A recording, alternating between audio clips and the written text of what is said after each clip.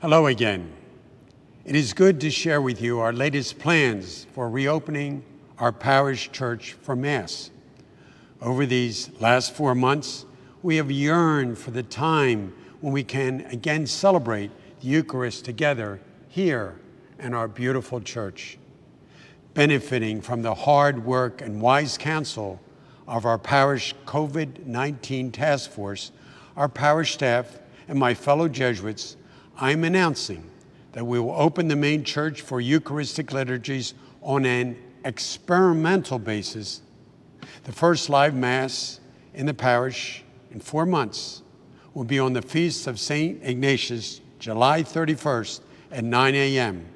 As part of the experiment, no more than 50 people will be able to attend this feast day Mass.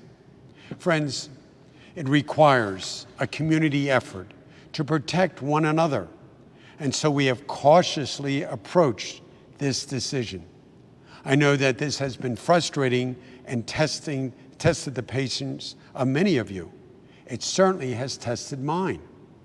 On the other hand, for the past 2 months, our COVID-19 Safety Task Force, comprised of 13 parishioners and professionals, has made a commitment to follow scientific evidence to guide us. I am grateful for their generous labors and time. Moreover, in response to this deadly disease, the task force has investigated the best safe practices and disinfection materials. It is important to note that we will continue to adjust our offerings and the guidelines based on recommendations from the CDC and the Washington District of Columbia Health Department. Through this lengthy process, we have incorporated the Ignatian principle of cura personalis, namely a concern for taking care of the whole person. It is our belief that by taking steps to protect each other, as we have and will do in our cautious opening, we will reduce the risk to you, to the rest of our parishioners, and to the community at large. Slow but safe have been 2 of our operative words. Our major fear is that a parishioner or staff member will come down with COVID-19 virus as a result of attending our worship service on our campus. The task force, our staff, and I are determined to reduce the possibility of this happening. Accordingly, we have been taking a multi-pronged approach to reduce the risk of exposure to COVID-19. First, in order to reduce the risk of contact transmission, we will be putting in place an efficient method to clean high-touch surfaces in the church. Our facilities director, Dino Campagnari, has selected a disinfectant that is effective against COVID-19.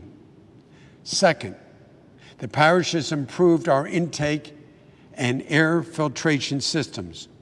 Moreover, we are looking at additional measures to reduce the risk of aerosol transmission in the church, a growing area of concern to the scientific community. Third, at our live liturgies, strict health and safety measures will be in effect. And so we will request that those coming to the Holy Trinity campus to review our health and safety covenant. The covenant has as its governing principles the importance of hygiene, distancing, and masks. Details of the covenant and other details will be available on our website. Now allow me to list some of the next steps to the reopening process. Following the July 31st St. Ignatius Day experiment, we plan to enter into our own phase 2. Beginning the week of August 16th, we will have live liturgies with a focus on sacramental celebrations.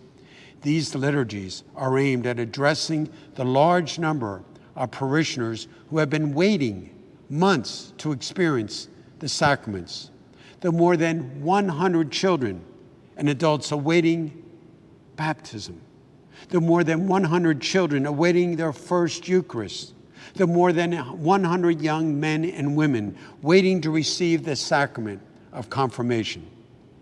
Based on these experiments and the better practices attained from them, we will consider the possibility of having our first regular Sunday Masses later in the month.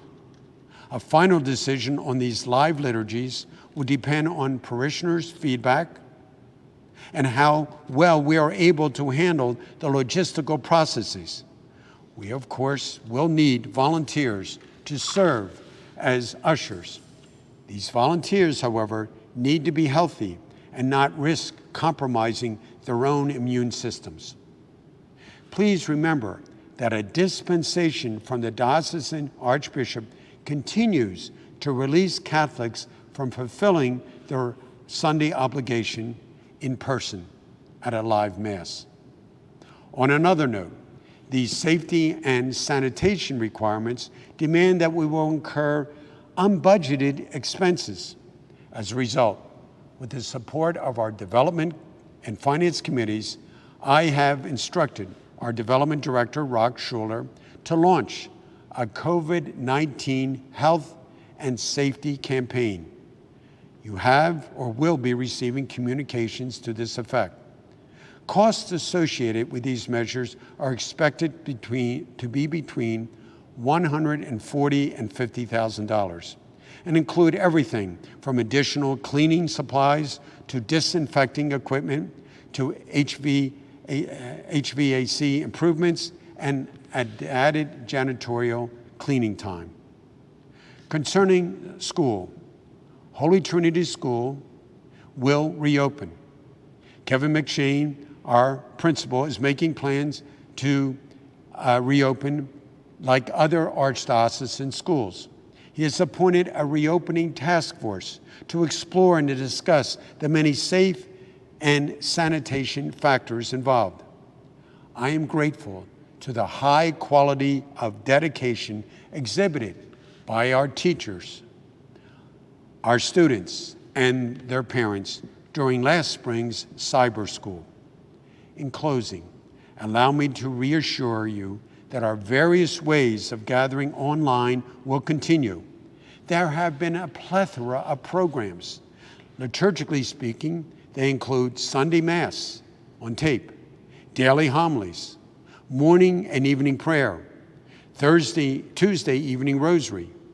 In the area of Ignatian spirituality, we have a volume of spiritual activities, including 2 online directed retreats in which more than 80 people have participated. Other programs have been in parish life, religious education, RCIA, social justice, and youth. Altogether, more than 25 Zoom programs are happening weekly, and we have more than 40 altogether when we think of all the ways our church is working, living, and dedicating their faith lives together. These will continue as we reopen the church. Please know that these online programs would not be possible if it were not for your dedicated faith and gracious generosity. Thank you. Be well, be safe, and God bless.